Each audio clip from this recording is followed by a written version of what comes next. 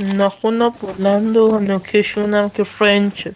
فتیش فوتارو با باربی هم فرنزه.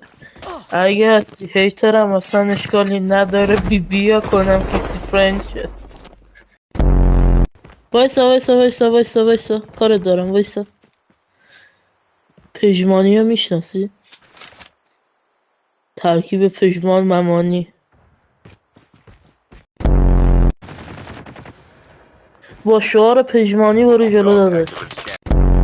این بالا بیا دنبالم بیا داداش.